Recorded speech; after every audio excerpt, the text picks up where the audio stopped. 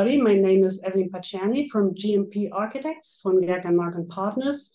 It's an office founded and based in Hamburg, but with branches also in Berlin and over the world. Today, I will give you a short overview of our master plan project, Stadteingang Elbbrücken, which roughly translates as City Gateway Elbbrücken. And if you have a look at the location, it's obvious why it's marked here in yellow, on the city center being west of it. Hamburg offers very few ways to cross the Elbe River. So the bridges in the master plan area are the gateway to the city for most people coming from south, be it by car with a big road or by train. So the area plays a crucial role shaping the experience of people coming to Hamburg.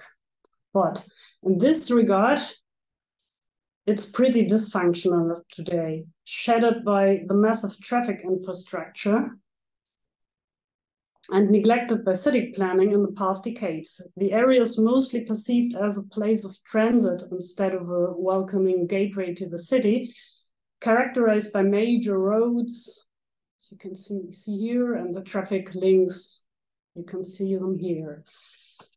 Within the area are two of the poorest districts in Hamburg, Rotenburgsort, north to the river Elbe, severely destroyed during World War II.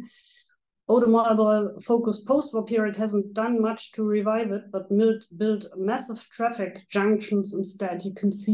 Maybe you can see them here a bit. So this was former densely habited quarter, and now it's more or less just a traffic junction.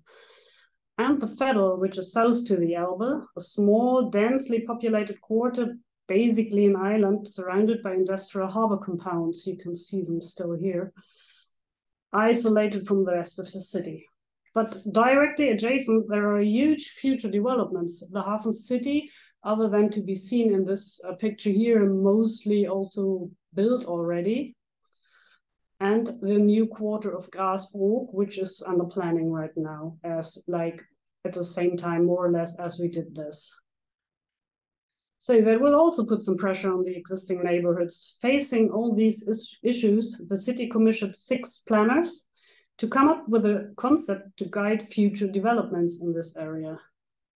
So that's what we came up with at the end of 2019. It was a series of large anchor buildings with a certain sculptural character, including also the Elb Tower from David Chipperfield Architects, currently under planning, in a space that otherwise lacks coherence and oscillates between vast views over the River Elbe and dense urban spaces. We placed buildings with a strong presence where we felt the city needed it. On the other hand, we tried to integrate historical buildings like these and use existing qualities where we found them. We were among 3 finalists, and in the end, the city awarded us with a contract to develop it further as a framework for the future. In addition to several meetings with all the relevant authorities of the city, we joined public participation events, as you can see here, and presented the master plan to a broad public and discussed it also with them. And here now you can see the result of all that. I will just quickly talk you through the focus areas and the key themes we were working on. For the overall area, our focus was to establish a dramatical spatial sequence for anyone entering the city. This sequence is already characterized by a rhythm of vast views and dense urban spaces. However, the sequence until now remained fragmentary and can hardly be read coherently. Precise urban settings, while at the same time keeping areas free, like maybe here, help to condense the sequence, which begins with a compact settlement of the Veddel west of the highways, a subsequent opening to the view to the west and to the silhouette of the city center when crossing the Elbe bridges. Is immediately followed by the Elb Tower as a highly visible landmark, which is here. After the more compact panorama of the Billhafen, the entrance access plunges into dense urban space for the first time in Rothenburg's Ort. So this is a Brandshof ensemble, which is here at the Billhafen, and here this is the view you have from one of the bridges to the city center. And you can hardly see it on this picture, but you can also see the Elbphilharmonie. Throughout the whole planning era, several historical buildings and structures shape the identity of the respective surroundings. The aim is to retain these elements as far as possible, and when needed, bring them back to life. All these marked buildings are really listed historical buildings, such as in Rothenburg's Ort, the listed Brandshof ensemble, which is already renovated, such as the Oldtimers gas station, which is here nearby. You can see it here is really a lovely place where a lot of people meet to watch old-timers and take a coffee or whatever else.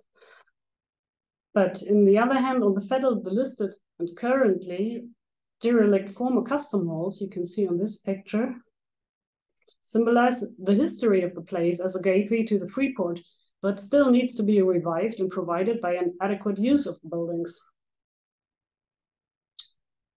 Oops, sorry. But the primary goal of the master plan was to develop diverse networking elements between the various neighborhoods. For this reason, the connections between the districts of Rothenburg's Ort, Hafen City, Vettel, and the new quarter of Grasbrook, and all the parks and water areas are being systematically expanded. This includes crossing under the Elbe bridges. For example, here there is already one existing, but it doesn't really work, so we have to make it better or even invent some new parts here to link the quarters together, as well as new foot and cycle bridges, for example, at the Billhafen to connect it to the station, which is quite new here, to the area here. And over the Bille, which you can see over here, the Bille is a small river which connects to the Elbe at this point, or to the Entenwerder Elbpark recreational area, which is already well used. And of course, very important, over the railway, linking the Vettel to the new urban quarter of Grasbrook. Another important overall goal is to strengthen the recreational qualities and open space connections in the areas. Extending Hamburg's historic green belts, existing parks and green spaces will be upgraded and linked to one another. The Vetteler Balkon, you can roughly translate it as the balcony of Vettel, and the Bille Park or Bridge Park here in the north can be seen as important new links in this green network, and also make the riverbanks accessible to the public since a long time again. But it was also important to us to not only improve connections between the quarters infrastructure-wise, but also create like joint attractions to encourage exchange between the quarters, to find some functions where the people could meet. So there were 3 focus areas within the master plan, determined as more detailed functional plannings with even separate contracts. The first of it was the center of Rothenburg's Ort. In Rothenburg's Ort, our main goal can be roughly described as a critical reconstruction or a rethinking of the former highly densified urban pattern. You can see here it was looked like this before World War II, and all the yellow marked buildings were demolished during the war. And afterwards, there were these oversized traffic junction built, so there was no real Rothenburg's Ort anymore at the west end. The master plan, however, follows the logic of the existing development structure to bring back some of the urban qualities and the density the quarter formerly had, but without destroying the social coherence that has developed over time, especially in the West, where a lot of cultural settlements are to be seen right now. Here we have a view to the Billhorner Brückenstraße, the big street in the middle of it. Clear alignments and continuous eaves bind the existing buildings together and condense them along the Billhorner Brückenstraße. which is really huge, into a homogeneous urban framework that also shields traffic noise, which is very important. So we could, at least in the east of the street, have some new housing areas. As you can see here, the historical elements and the materials of the Billhafen, which is nearby, are preserved as a natural and cultural heritage, with a strong connection to the water, which is also tidal water, so it's going up and down, which is very nice to sit here and watch it. It retains its importance as a popular open space with spectacular views over the water surfaces and the landscape of the bridges crossing them. Each of the quarters in Rotenburg's Ort are organized around a small local urban square, which serves as an urban meeting place for the people within the quarter. For example, the very vivid square am Bahnhof forms the social center of the quarter west to the Billhornerbrückenstraße. Whereas east to this street, an area currently used as a car park transforms into a green neighborhood with children's play. It serves as a meeting place for all inhabitants of the quarter. So the second part was Veddel, of course. Our main goal was here to connect the quarter to the adjacent Grasburg development. So this is the bridge, you can better see that, which derives from a competition for the Grasburg, which Herzog Dimmeron won. And so we always discussed about this bridge a long time, because we wanted some other things than they wanted from the other part, but in the end we found a good solution, I think. Yeah, but not only that, but also the connection to the river in the north was very important, because as now there's just a functional dike and nobody can really see the water from the Veddel. So it was very important for us to cross this big street here, also with a small bridge,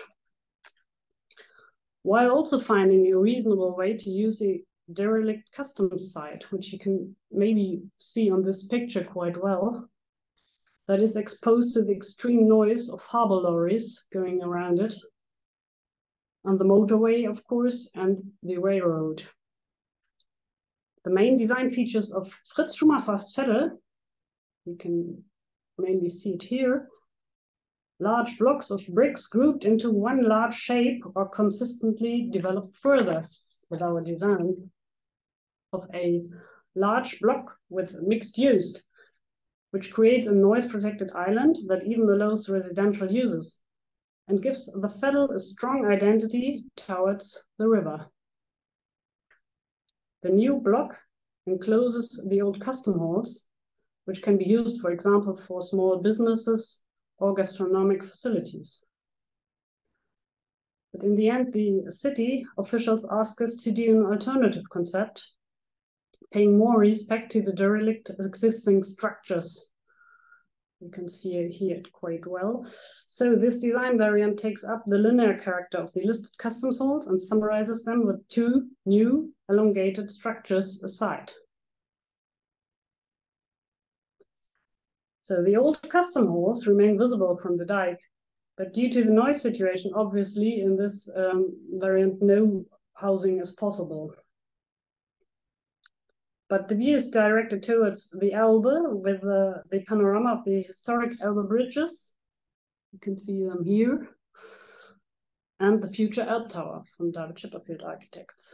Between the poles of new and old, a marketplace is created, which can be the junction point between the Veddel and the new quarter Grasbrook. So the third part was for the Bridge Park, or Bille Park in the north. It is part of our project, but it was not part of our contract. It was awarded to the landscape architects of Hager Partner from Switzerland instead. The park and its surroundings are characterized by a rough idyll. Here, the nature of the Bille, which is this smaller river here,